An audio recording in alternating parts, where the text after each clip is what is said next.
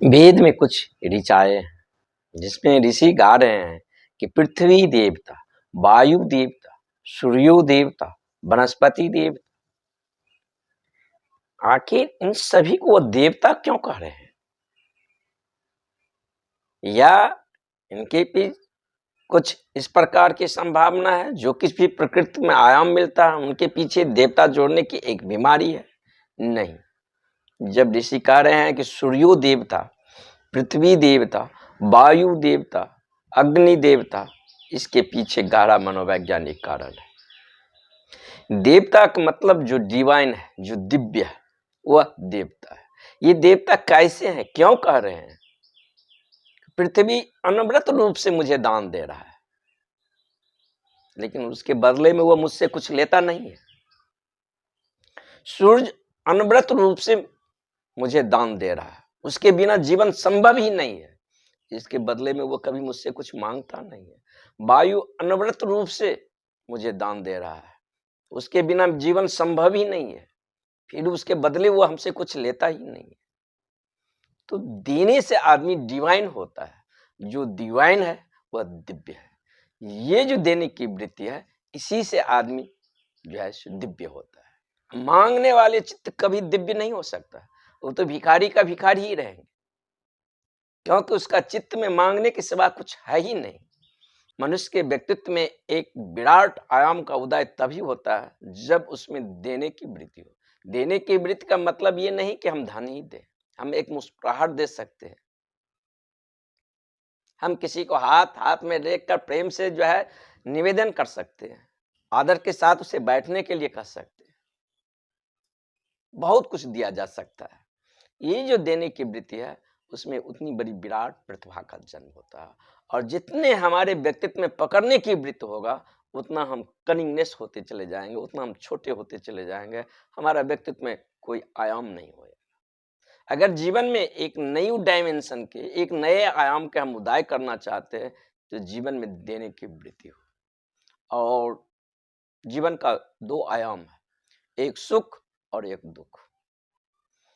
अक्सर मनुष्यता में है, जब हम किसी के साथ बैठते हैं, उठते हैं, होते हैं, तो अपना जो जीवन का कथा है, दुख का, संताप का, पीड़ा को, वो दूसरे में उड़ेलने लगते हैं। और जब किसी के पास सुख आता है, वो स्वयं जीने लगते हैं।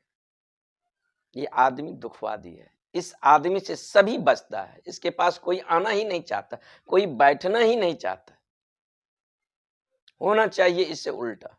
जब जीवन में कोई सुख का क्षण हो, आनंद का क्षण हो, अहोभाव का नृत्य हो, तब हमें उसे दूसरे के साथ शेयर करना चाहिए, क्योंकि मनुष्यता वैसे ही बहुत उदास और दुखी है।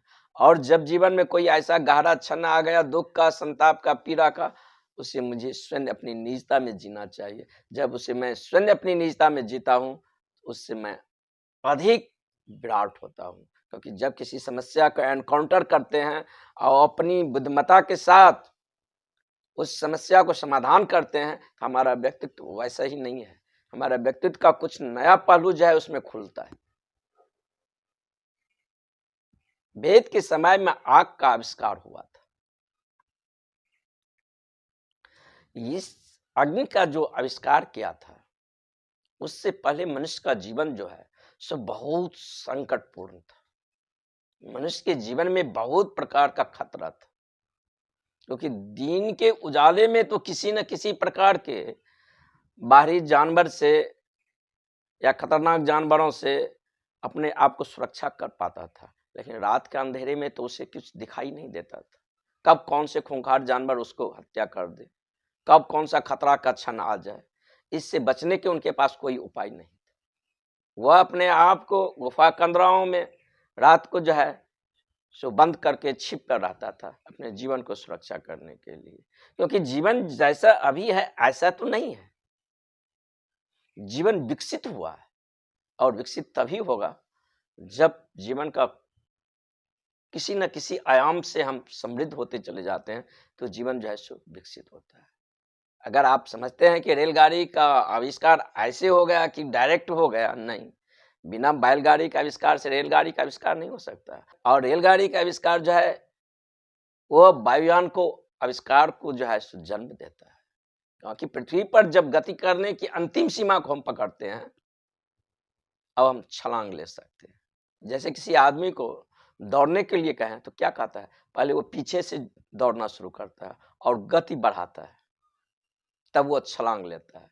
तो वायुयान जो है उसका आविष्कार ऐसे नहीं हो गया है। पृथ्वी पर गति करने की जो साधन हमारे पास था, उसको हम पूरा कर लिए। जितना गति संभव हो सकता है वो गति हमने अर्जित कर लिए है, और एक खास गति पर तो हम जमीन को छोड़ देते हैं। वायुयान जो हवाई अड्डे पर ऊपर की ओर उड़ान भरता है, उससे पहले वो पृथ्वी पर अपना गति का अंतिम सीमा पकड़ता है, और जब उसका गति का अंतिम सीमा आ जाता है तो वह ऊपर की ओर उड़ने लगता है। अग्नि के आविष्कार के साथ जिसने भी अग्नि को आविष्कार किया होगा, वो मनुष्य का पहला आविष्कार था, क्योंकि सूर्य तो उसे मिला ही है जीवन में, वायु उसे मिला ही है, पृथ्वी उसे मिला ही है, उसके प्रति तो वह अनुग्रहित है ही, लेकिन आग उसे नहीं मिला था। और जीवन के विकास में 90% जो है अग्नि का हाथ है। आग के बिना जीवन का जो हम जिस अवस्था में अभी विकसित हुए हैं वह संभव ही नहीं था। जो पहला आविष्कार आग का हुआ था, तो वो आविष्कार के साथ लोग कितना रोमांचक हो गया होगा, कितना खुशी हो गया होगा, कितना आनंदित हो गया है, कहा नहीं जा सकता है। आविष्कार अभी भी हुआ है, चाहे मैक्स प्लांक किए हो, कोपरनिकस किए हो, आइंस्टीन किए हो, एडिसन किए हो, लेकिन आग का आविष्कार अति महत्वपूर्ण था उस समय के हिसाब से। उस जीवन में मनुष्य में एक आमूल क्रांति कर दिया था, क्योंकि दिन में हम किसी न किसी तरह से सूरज के रोशनी में अपने आप को तो जंगली पशु से बचा लेते थे, लेकिन रात को अंधेरे में बचने का कोई साधन नहीं था। प्राण हमेशा जो है संकट से भरा हुआ था। जब आग का आविष्कार हुआ तो मनुष्य गुफा कमराओं में जो भय और डर के कारण जो है सो छिपा हुआ रहता था, वह आग उसे एक सुरक्षा देने लगा। तो जब भी जीवन में किसी नए चीज का आविष्कार होता है तो एक खुशी का आविर्भाव होता है, एक आनंद का गीत होता है, एक नृत्य होता है। वह मनुष्य ही नहीं है जिसके जीवन में जब कुछ चीज नया आए उसमें उसका स्वागत नृत्य से नहीं किया हो, गीत से नहीं किया हो, ओ भाव से नहीं किया हो, उसमें कुछ दीनहीनता है, कुछ उसमें जो है सो खो गया है। जब इस आग का आविष्कार हुआ था तो लोगों ने आनंद से, खुशी से गीत गाकर अहोभाव में उसका स्वागत किया। और तो हमारे पास कुछ था नहीं उस समय, तो मैं इस आग को क्या भेंट दे सकता हूं, जिसने मुझे जीवन को इतनी समृद्धता दिया है, जिसने मेरे जीवन को डर और भय को जो है सो दूर रख दिया है, जिसने मेरे जीवन को एक नया आयाम दिया है, उसको मैं क्या दूं। तो उन लोगों के पास उस समय तो कुछ विशेष था नहीं, गेहूं था तो गेहूं भेंट दिया है, सोमरस था शराब के नाम पर, श्रेष्ठम शराब था, वह भेंट दिया है, गौए था, गौए भेंट दिया है, और नाच गाकर जो है आग के पास जो है वह कृतज्ञता जाहिर करता था। तो उस समय में तो वेद में उस समय में जो यज्ञ होते थे उसमें अग्नि को जो है सो महत्वपूर्ण मानता था। इसीलिए कहा गया है अग्नि देवता, वायु देवता, सूर्यो देवता, पृथ्वी देवता, वनस्पति देवता। इनमें जो देवता जोड़ने का उनका संबोधन था, उसका मूल कारण था कि ये हमें अनवरत रूप से दान दे रहे हैं, बदले में ये कुछ ले नहीं रहे हैं। और जो दान देते हैं अनवरत रूप से, तो देने के वृत्त से आदमी डिवाइन होता है, दिव्य होता है, और जो दिव्य है वह देवता है। इसीलिए इसे उन्होंने देवता कहा है। और आग में खूबी है, हर एक चीज पर पृथ्वी की पकड़ है, उसके ग्रेविटेशन फोर्स पृथ्वी को अपनी ओर खींचता है। लेकिन आग में एक खूबी है जो ग्रेविटेशन फोर्स को तोड़ देता है। आग नीचे की ओर प्रवाहित नहीं होता है, आग ऊपर की ओर प्रवाहित होता है। ये आग जब ऊपर की ओर प्रवाहित होता है तो ये थोड़े ऊपर जाकर विलीन भी हो जाता है। और आग में खूबी है कि पहले वह ईंधन को जलाता है, फिर स्वयं को जलाता है, और बाद में अपने जलकर राख हो जाता है। लेकिन कृष्ण के समय आते आते ये बात बहुत कुछ जो है बदल गया, क्योंकि मनुष्य वही नहीं था, मनुष्य बहुत विकास कर गया था। उन्होंने इस यज्ञ के स्थान पर ज्ञान यज्ञ का जो है, जप यज्ञ का जो है संबोधन दिया। इसको जो है उससे पहले भी हजारों विद्वानों ने और कृष्ण के समय में भी कृष्ण ने भी इसको जो है नकारा है, ज्ञान यज्ञ का अधिक महत्व दिया है। क्योंकि हमारा जो भी धर्म विकसित हुआ है वह अग्नि और सूर्य के आसपास हुआ है, इसीलिए सभ्यता जो है अग्नि और सूर्य के प्रति इतना अनुग्रहित है।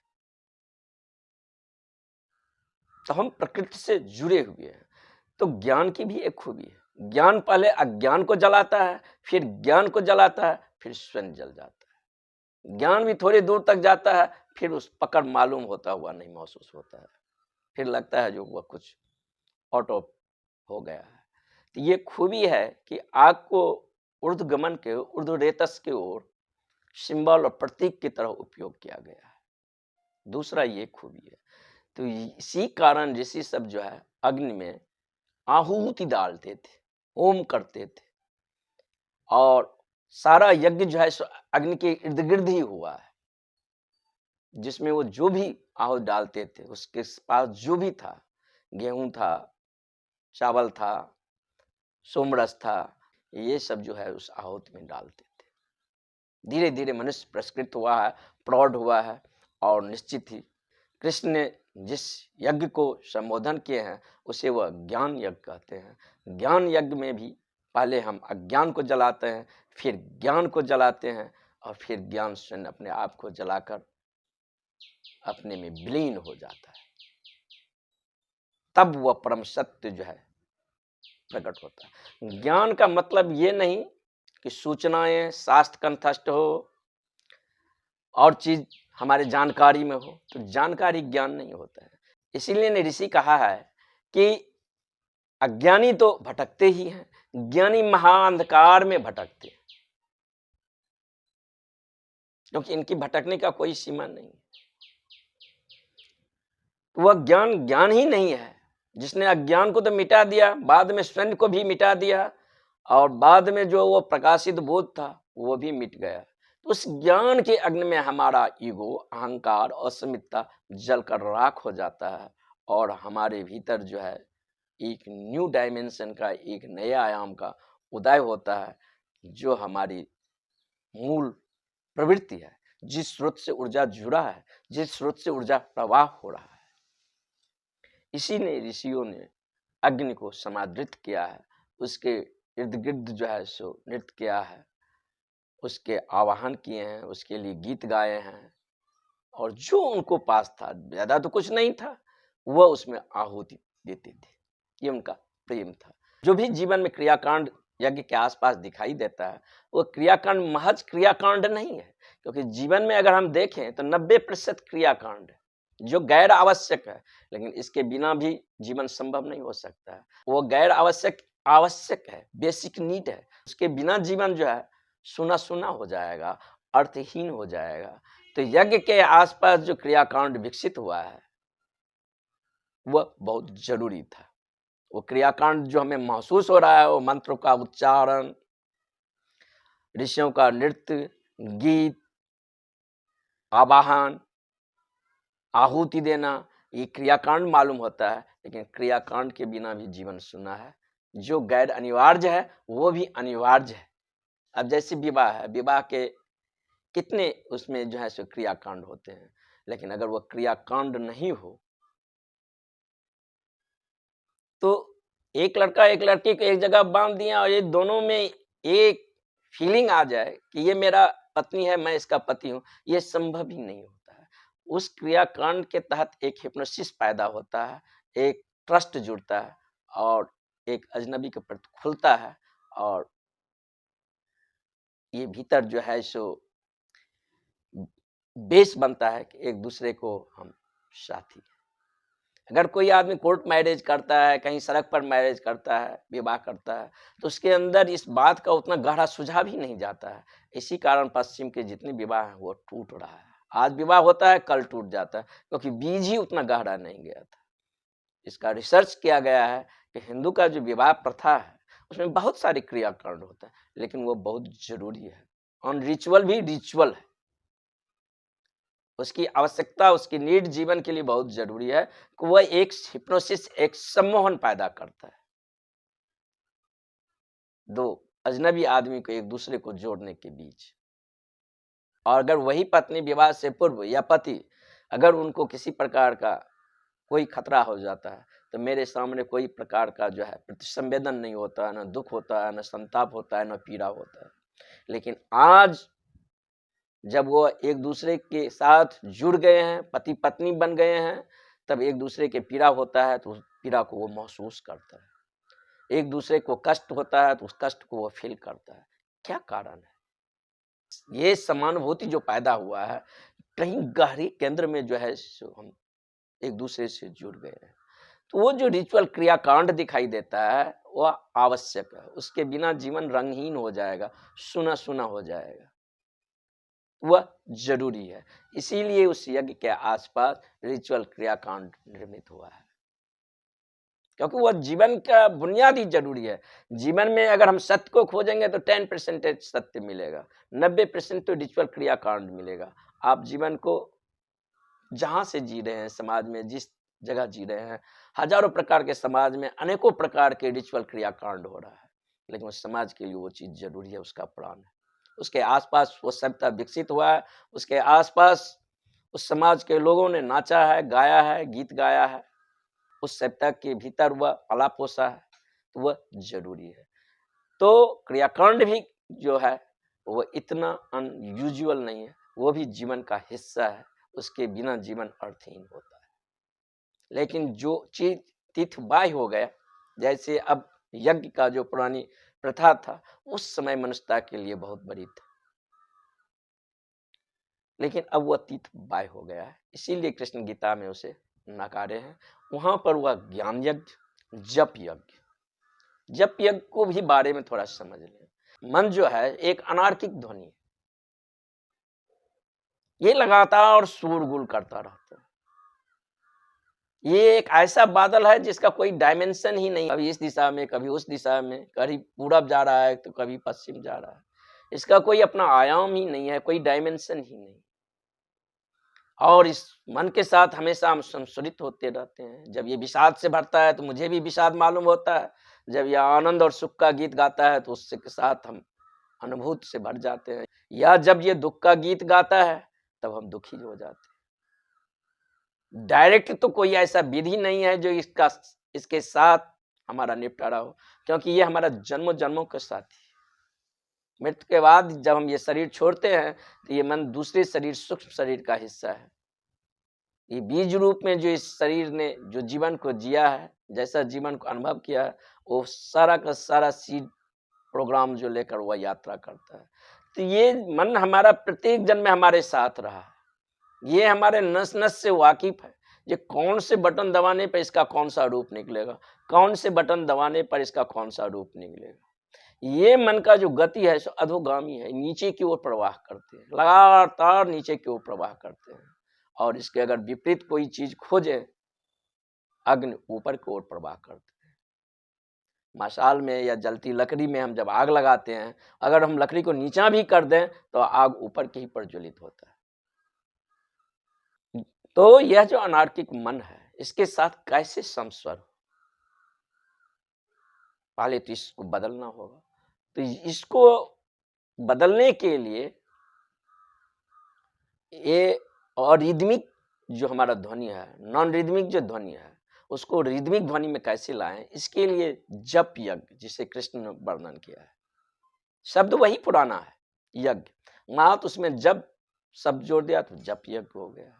शब्द वही पुराना है, यज्ञ, मात्र उसमें जो है ज्ञान जोड़ दिया तो ज्ञान यज्ञ है। और इस सदी में विनोबा ने शब्द वही पुराना है, यज्ञ, भूदान जोड़ दिया तो भूदान योग्य है। क्योंकि इस शब्द के पास पास जो जीवन विकसित हुआ है ये इतना समादृत है, इसको इग्नोर नहीं किया जा सकता है। देखिए, मनुष्य के विकास के लिए जो आगे का आयाम लाया जा सकता है वो हम ला सकते हैं। तो नाम जो स्मरण है, मन जो है से एक क्वैस है, बहुत सारे शोरगुल है वहां पर, तो इसे हम कृष्ण के नाम से या राम के नाम से लगातार जोड़ देते हैं। अब ये मन जो क्वैस ध्वनि से भरा है, ये राम नाम से अनुगुंज हो रहा है या कृष्ण के नाम से अनुगुंज हो रहा है 24 घंटा, तो अब हमें दुख संताप पीड़ा नहीं देता है। अब हम एक हार्मोनी में आए हैं। लेकिन इसमें जो तल्लीन हो जाएगा, तब इसका जो फंक्शन था, उपयोग था, वह समाप्त हो गया। जैसे हमारे पाँव में एक कांटा गड़ गया है, उसको निकालने के लिए मैं क्या करूंगा? दूसरे कांटा लूंगा और उस कांटे को निकाल दूंगा। अब तो दूसरे कांटे को संभाल कर नहीं रखूंगा, नहीं ये कांटे ने हमें उस कांटे से निजात पिलाया है, इसको हम बाहर क्यों फेंक दूंगा? नहीं, उसका काम ही था उस कांटे को निकाल कर बाहर फेंकना और इस कांटे को भी फेंक दे। तो ये जो नाम जप है, राम नाम या कृष्ण नाम, ये था मन के जो क्रैश ध्वनि है, उससे निपटारा होने के लिए, मन को एक समरस में लाने के लिए। अब ये एक जंपिंग बोर्ड है, यहां से मैं छलांग लूंगा। अब इस कांटे को भी उठाकर हम फेंक दे। अब इसके साथ हम तल्लीन होने लगते हैं, इसके साथ हम बंधन महसूस करने लगते हैं। तो पहले बंधन कांटा का था और दूसरा बंधन अब सुख का हो गया। पहला दुख का था, अब सुख का हो गया। बंधन तो दोनों ही है। इससे अच्छा कि दुख का बंधन होता तो मुक्त होने का कोई उपाय ही होता। सुख के बंधन से मोह हो जाता है, उससे मुक्त होने का उपाय मन नहीं करता है। इसीलिए जो है कृष्ण ने जो है जप यज्ञ है, जब जब समाप्त हो जाते हैं तब हम आजपा में प्रवेश करते हैं, जो बिना जप के जप हो रहा है। तो हम अपने मूल स्रोत से जुड़ जाते हैं, वही हमारा ओरिजिनल फेस है। जैन फकीर कहते हैं कि खोजो अपने उस फेस को, खोजो अपने उस चेहरा को जो जन्म से पहले तुम्हारा था, और उस चेहरा में हम प्रतिष्ठित हो जाते हैं।